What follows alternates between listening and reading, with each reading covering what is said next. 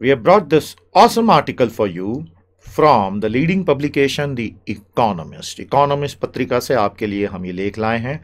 इसमें एक एडिटोरियल और एक कॉम्प्रिहेंसिव एनालिसिस दोनों छपा था। ये दोनों का समराइज्ड वर्जन हिंदी और इंग्लिश में हमने आपके लिए तैयार कर लिया है। This will open your eyes and give you a massive ammunition to speak in GDs, write in essays, answer objective questions with and plain and simple look educated. Impression मारने के लिए दोस्तों पे तैयार हो जाओ बेटा। Okay, so let's begin our analysis of the pathetic state of state finances in India. Pathetic state of state finances in India. Recent years, लिखना है हर चीज आपको। Recent years have seen a lot of financial autonomy for the states. Bharat में हाल के वर्षों में राज्यों ने काफी हद तक वित्तीय स्वायत्तता का अनुभव किया है। On paper it looks good that decentralization is happening. कागजों पर तो और सिद्धांत रूप में बड़ा अच्छा प्रतीत होता है दैट डिसेंट्रलाइजेशन इज हैपनिंग।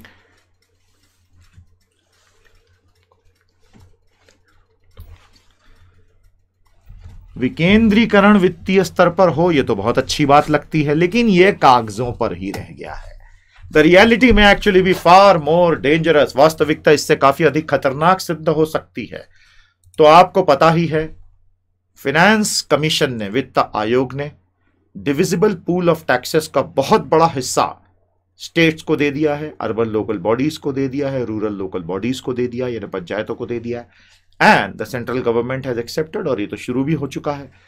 लेकिन इसका एक बहुत बड़ा डार्क एस्पेक्ट है, इसका श्याम पक्ष है, देखेंगे। Second, the central government of India has tightened its fiscal belt continuously for many years. Bharat सरकार ने पिछले कई वर्षों से स्वयं की राजकोषीय स्थिति को तो बहुत सुधार दिया है, cutting the budget deficit from nearly 5% of the GDP to 3% now, और अपने बजट के घाटे को जीडीपी के 5% से कम करके 3% तक ला दिया है। But the 29 states of India have spent almost all they saved. किंतु जो 29 राज्य हैं, हमारे महान राज्य, उन्होंने वो सब कुछ व्यय कर दिया है जो अब तक बचाया था। सो द नेट रिजल्ट, क्योंकि India is equal to centre plus states, तो इसका शुद्ध नतीजा ये हुआ है that India's public finances are overall in a very bad shape, कि भारत की समग्र वित्तीय स्थिति अच्छी नहीं है। द प्रेजेंट क्रेडिट रेटिंग, आपने मीडिया में देखा ही होगा, भारत के कर्ता धर्ता बड़े नाराज हैं, चीफ इकोनॉमिक एडवाइजर बड़े नाराज हैं कि विश्व की क्रेडिट रेटिंग एजेंसीज भारत के साथ बड़ा अन्याय करती हैं। जहां एक और चीन का क्रेडिट टू जीडीपी रेशियो बहुत अधिक है, भारत का बहुत कम है, उसके बावजूद भारत की रेटिंग खराब है। इकोनॉमिस्ट का ये आर्टिकल ये बताने की कोशिश बहुत इनडायरेक्टली कर रहा है कि ये रेटिंग खराब क्यों होती जा रही है। तो हमें इसे समझना चाहिए, although we may not agree finally, which shows that the central government fiscal behaviour is BBB-। तो भारत की वर्तमान क्रेडिट रेटिंग जंक लेवल से सिर्फ एक ऊपर है, BBB-। इससे क्या होगा, इंटरनेशनल इन्वेस्टमेंट अट्रैक्ट करना और बोरोइंग करना मुश्किल हो जाता है। समझ में आ गया आपको? तो हर देश की अपनी एक क्रेडिट रेटिंग होती है, ऋण रेटिंग होती है, साख रेटिंग होती है, यानी उसका एक परिमाप होता है जो दुनिया भर में एडवर्टाइज होता है इन रेटिंग एजेंसीज के जरिए। So this is the idea behind why it might have gone down the very poor financial and fiscal control exercise by Indian states. समझ में आ गया आपको ये? अब आप में से कई लोग सोच रहे होंगे कि हमें टेक्निकली थोड़ा सा इसे और समझना है, हमें यह देखना है कि आखिर इसमें आरबीआई का क्या रोल है, आखिर इसमें और हमारे दूसरे रेट्स की बात कर लें या रेपो रेट्स की बात कर लें इत्यादि, उनका क्या रोल होगा। वो सारी चीजें डायरेक्टली इनडायरेक्टली हम इसमें अवश्य कवर करेंगे। These are the diagrams or the graphics which appeared in the Economist magazine's article. तो ये विभिन्न डायग्राम्स आए हैं जो इकोनॉमिस्ट पत्रिका के इस लेख में छपे थे। तो अब हमें थोड़ा सा ये देखना है कि आखिर भारत की ओवरऑल वित्तीय स्थिति खराब हुई तो क्यों हुई। समझ गए? इसी चीज को अब हम समझना चाहते हैं। तो डायग्राम्स पर आप थोड़ा सा ध्यान दें, मैं आपके साथ ये डिस्कस करना चाहता हूं, बड़े अच्छे से हम इसको समझेंगे, डिस्कस करेंगे।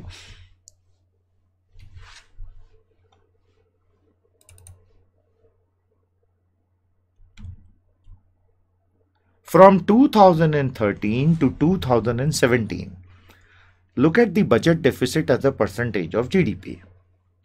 Central was very high initially. तो केंद्र सरकार का बजट घाटा जो डार्क ब्लू कलर है वो धीरे धीरे धीरे धीरे धीरे धीरे कम होता चला गया.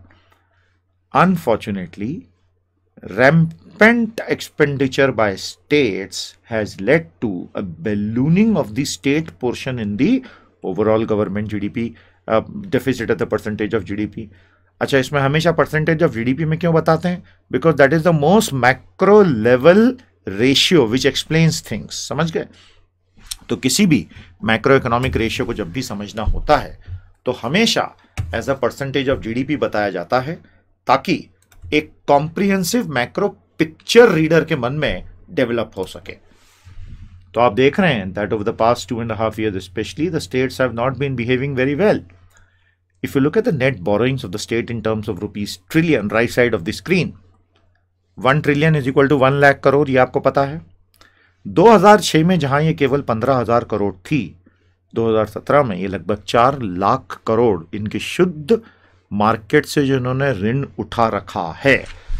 तो आखिर स्टेट्स का परफॉर्मेंस इतना खराब है तो मार्केट इतना लोन देता क्यों है? ये सवाल आपके मन में आ रहा होगा. उस चीज को हम समझेंगे कि आखिर क्या मजबूरियां हैं कि बाजार के खिलाड़ी राज्यों को इतना सारा लोन ऐसे ही दे देते हैं. उस चीज को समझना बहुत जरूरी है हमारे लिए. उसको समझेंगे, बड़े अच्छे से समझेंगे. तो निश्चित तौर पर हमें आरबीआई की पॉलिसीज को समझना बहुत आवश्यक होगा.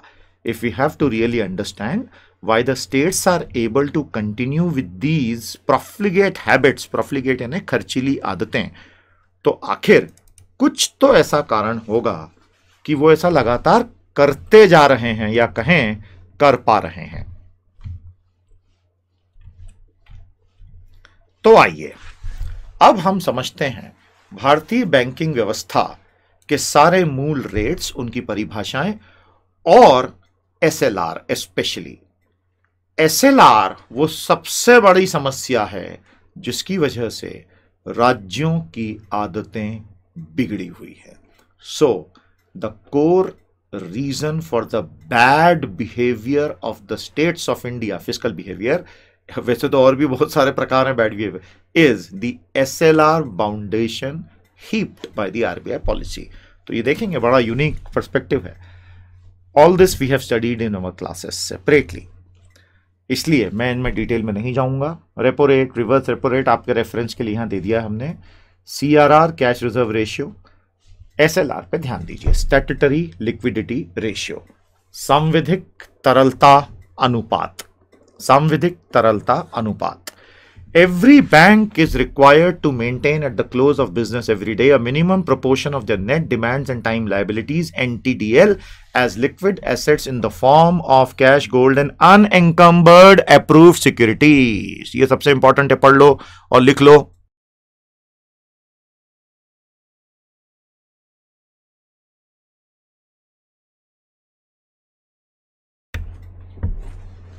अनएंकम्बर्ड अप्रूव्ड सिक्योरिटीज दिख रहा है आपको, अर्थात किसी भी प्रकार के बोझ से मुक्त अनुमोदित प्रतिभूतियां, सिक्योरिटीज.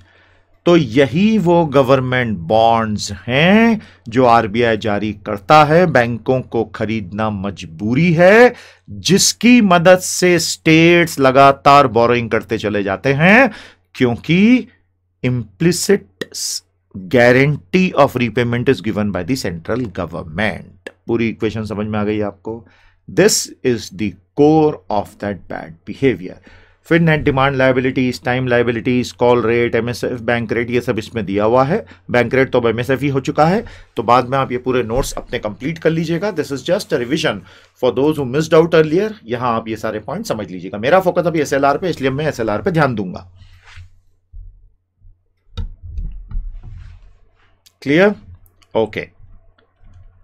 द प्रेजेंट रेट्स आपके सामने हैं. एसएलआर 20.5%, और आप देख सकते हैं over the period of time SLR और सीआरआर के ये चार्ट में आपको साफ दिखाई दे रहा है. सीआरआर और एसएलआर मिलके सारा ब्लॉक्ड फंड होता है बैंक्स का, जो वो आगे लेंडिंग कर ही नहीं सकते हैं। समझ गए? This is how it works. देख लीजिए इसको 1 मिनट अच्छे से।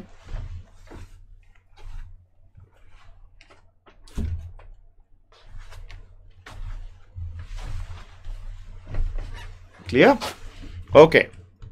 सिमिलरली आरबीआई पॉलिसी चार्ट्स में आप देख सकते हैं रेपो रेट और reverse repo. This is just for your reference, and how the reverse repo has been going for over several years, in fact 10 years. ठीक है, तो वो बेसिक फाइनेंशियल एंगल देखने के बाद अब असली मुद्दे पर वापस आ जाएं। अ स्ट्रेंज सिचुएशन, एक अजीब स्थिति। Bihar has a budget deficit of 6% of state GDP. यानी 2016-17 में बिहार का जो बजट घाटा था राज्य के जीडीपी का 6%। And now with the liquor revenues gone the whole will be much bigger. Bihar में शराबबंदी आ गई है पूरी, तो ये बजट का घाटा निश्चित तौर पर तुरंत और चौड़ा हो जाएगा। Gujarat had a deficit of only 2%। Gujarat का बजट घाटा केवल 2% था। But the biggest problem is this bad fiscal behaviour of Bihar will accrue no punishment because from the finances and debts perspective both these states are equally good or bad in India। तो ये बहुत ही खराब स्थिति है कि बिहार के बहुत खराब राजकोषीय व्यवहार के बावजूद बिहार और गुजरात दोनों को वित्तीय रूप से एक ही पटल पे रख के देखा जाएगा। समझ गए आप? ऐसा क्यों है वापस समझते हैं। 2 big problems। Number 1, all bonds issued by the states are implicitly guaranteed by the central government। राज्यों द्वारा जारी किए गए सभी बंधक पत्र निहित रूप से केंद्र सरकार द्वारा प्रतिभूतित किए जाते हैं, तो किसी भी लेंडर को कोई प्रॉब्लम ही नहीं है अब तो। एंड नंबर 2, और बॉन्ड्स यानी कौन से, जो बैंकों के लिए वैसी मजबूरी है एज पार्ट ऑफ एसएलआर खरीदना। ये समझ गए आप? And number 2, government banks are forced to invest in such bond. सरकारी बैंकों को ऐसे बंधक पत्रों में निवेश के लिए मजबूर होना पड़ता है। एसएलआर याद रखिएगा, स्टैट्यूटरी लिक्विडिटी रेशियो, सांविधिक तरलता अनुपात। तो इन दोनों समस्याओं को तुरंत सुलझाने की आवश्यकता है क्योंकि ये वक्त के साथ बिगड़ती जाएंगी। आगे चलिए। The bad behaviour of states is due to stagnant revenues and over spending. तो ऐसा क्यों हुआ है कि इन राज्यों का व्यवहार इस तरह से बिगड़ा है? क्योंकि ये लोग राजस्व उस मात्रा में नहीं बढ़ा पाए जो इन्होंने बढ़ाने चाहिए थे और इन्होंने खर्चे बहुत भयंकर किए हैं। All states together spend more than the central government. आपको पता ही है 2012-13 तक की स्थिति बन चुकी थी that the total expenditure of states was more than the central government. Now there is nothing wrong with it. In fact it indicates in a very positive sense the true decentralization of democracy. तो जब ऐसा पहली बार हुआ था that the total expenditure of states had exceeded that of the central government, so it was projected very positively that true democratization and delegation of fiscal things, exercises and activities is happening in India। तो उसमें अपने आप में कोई बुरा नहीं है, but it has to be done wisely। उसको बहुत विवेकपूर्ण ढंग से करना पड़ेगा, otherwise it is bad। Over the period 2006 to 2017, 2006 से 2017 के दौरान states borrowed rupees 15,400 crores in 2006 but 3.9 lakh crores in 2016। तो यदि आप 2006 से 2017 का पूरा समय काल देखेंगे तो हाँ, 2006 में राज्यों ने कुल मिलाकर 15,400 करोड़ रुपए का ऋण लिया था बाजार से। अब उन्होंने 3,90,000 करोड़ रुपए उधार में लिए हैं। बाजार इतना उधार इसलिए दे रहा है क्योंकि implicitly guaranteed by central government है और बैंकों की मजबूरी है कि करना ही है एसएलआर के चलते, और सरकार द्वारा पेंशन फंड्स और इंश्योरेंस फंड्स पर दबाव डालकर भी करवाया जाता है। इसका ऑब्वियस नुकसान है that the private sector is crowded out of the borrowings market. ये अभी तक आपने सेंस कर ही लिया होगा। आ रहे हैं आगे उस पर। Point 6, the bond markets in India very peculiar। Bharat के बंधक पत्र बाजार अजीब हैं। In advanced nations, the bond markets would punish such overspending by making it too costly to borrow।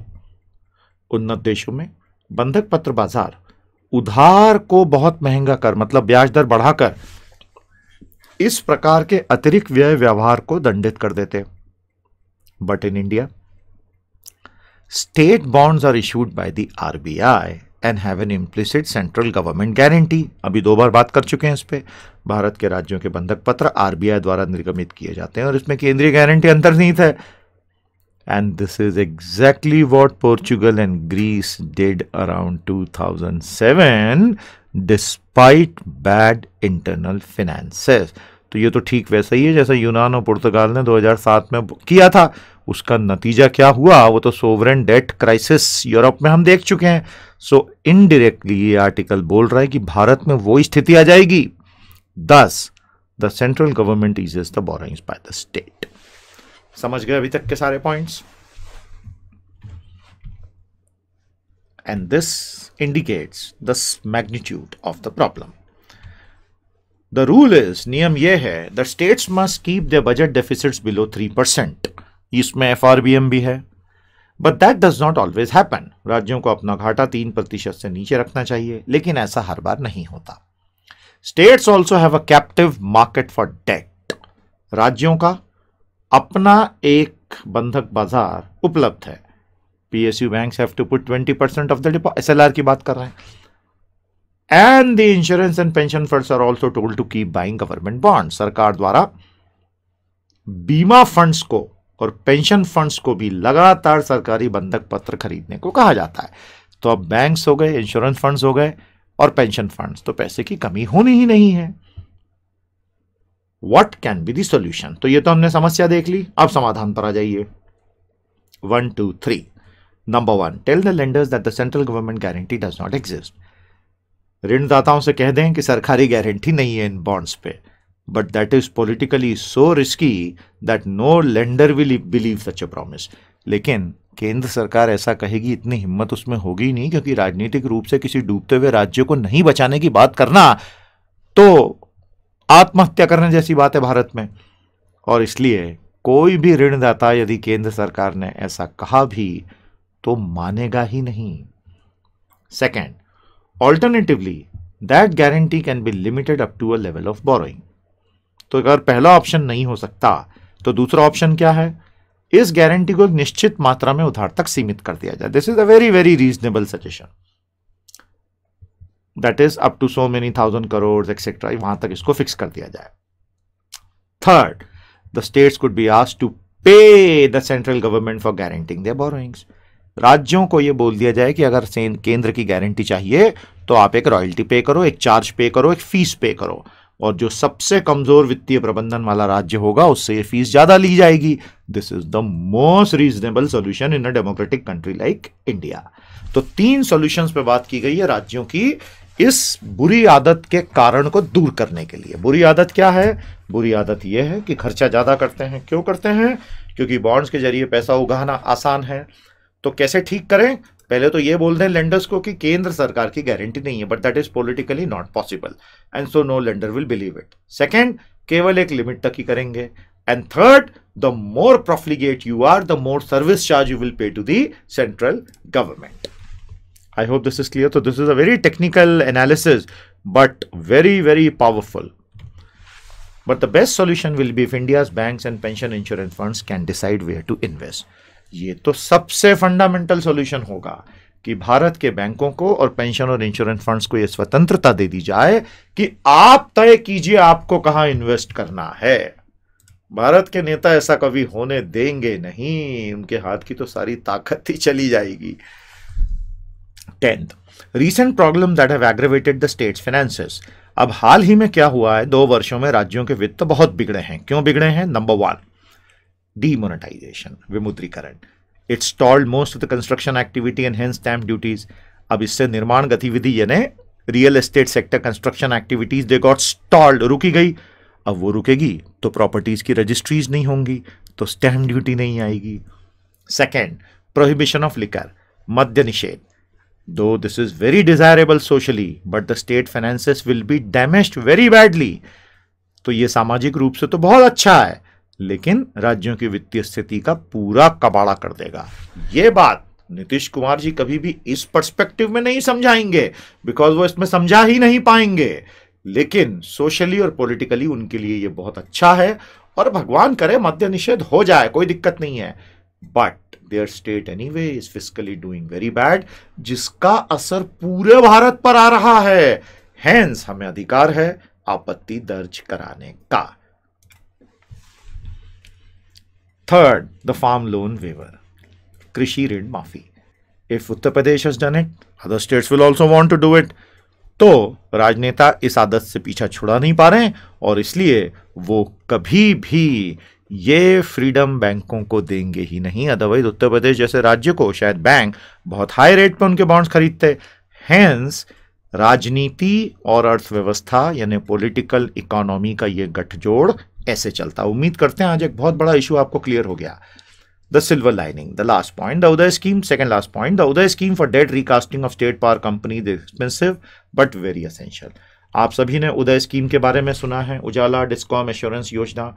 तो ये एक बहुत ही खर्चीली स्कीम थी जिसमें केंद्र सरकार ने जोर डालकर किसी तरह डूबती हुई विद्युत कंपनियों को बचाने का बहुत प्रयास किया, जिससे राज्यों की वित्त स्थिति और बिगड़ी क्योंकि बहुत इंटरेस्ट देना पड़ रहा है उन बॉन्ड्स पे।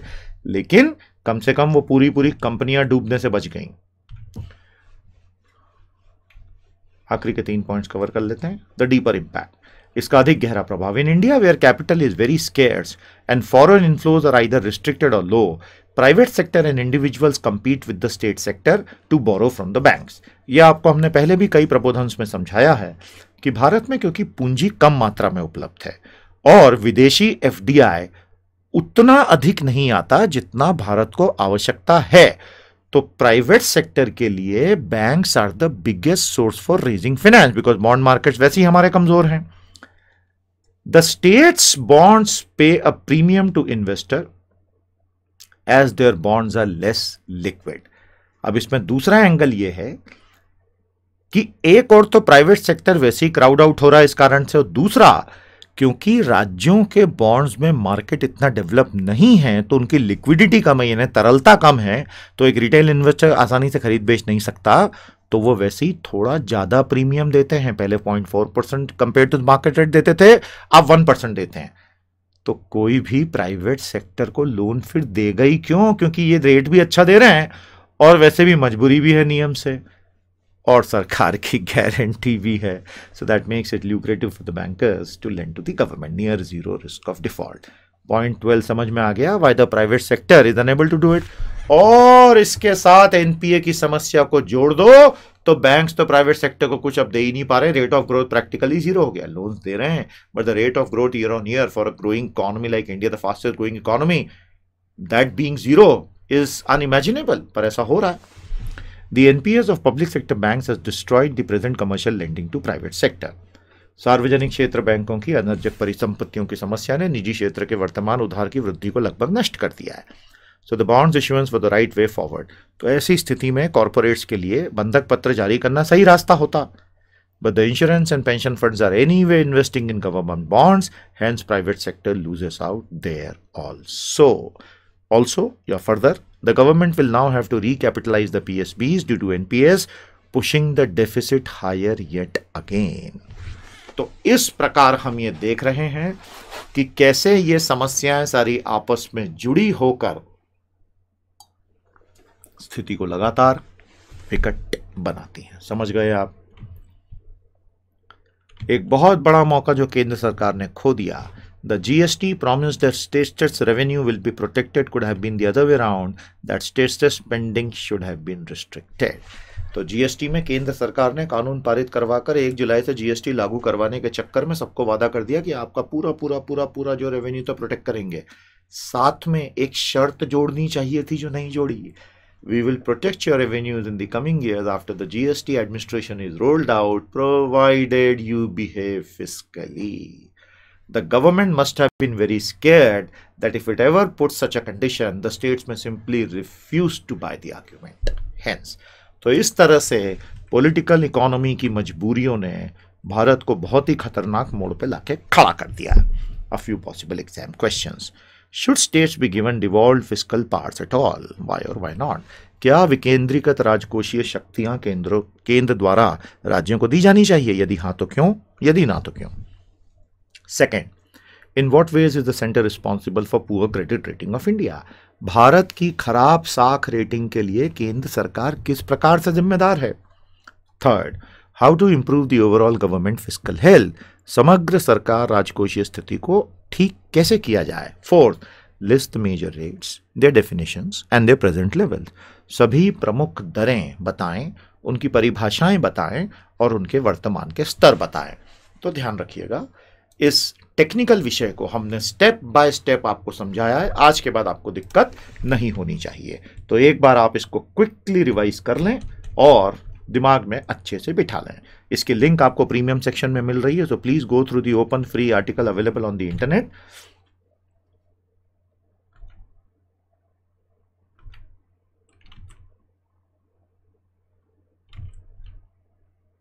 सारे याद रखना।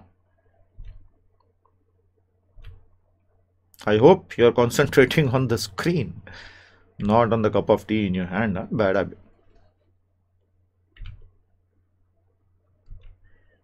So this is the most comprehensive analysis on the state of state finances and one of the big reasons for poor credit rating of India.